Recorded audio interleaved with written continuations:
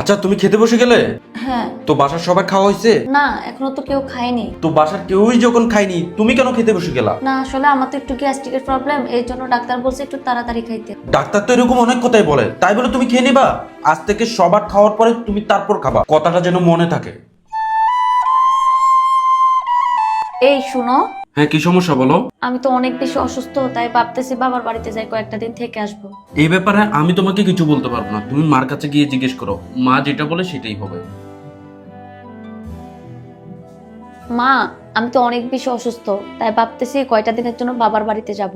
বাপের বাড়িতে গেলে ঘরের এইসব কাজ কে করবে শুনি? এত বাপের বাড়ি যাওয়া লাগবে না, যাও এখান থেকে। আর দোস্ত আর বলিস না, সে আড্ডা বলছে। আচ্ছা রাখতো, আমি তোর পরে ফোন দিতেছি। এই কি সমস্যা তোমার? দেখতেছো না আমি ফোনে কথা বলতেছি? তোমার কি আসলে বিবেক বুদ্ধি বলতে কখনো হবে না? একটা মানুষের সাথে কথা বলতেছি, কানের কাছে এসে খসখস খসখস লাগা দিছে, আবার কাশতেছে। যাও এখান থেকে।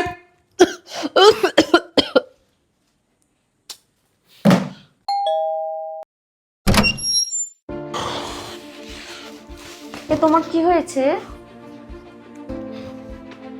এ তোমার কি হয়েছে? আল্লাহ, তোমার তো অনেক জ্বর আসছে। এখন আমি কি করি? তাড়াতাড়ি জল পড়তে দিতে হবে।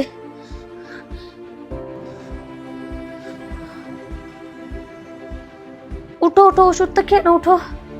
আল্লাহ, এত জ্বর তোমার।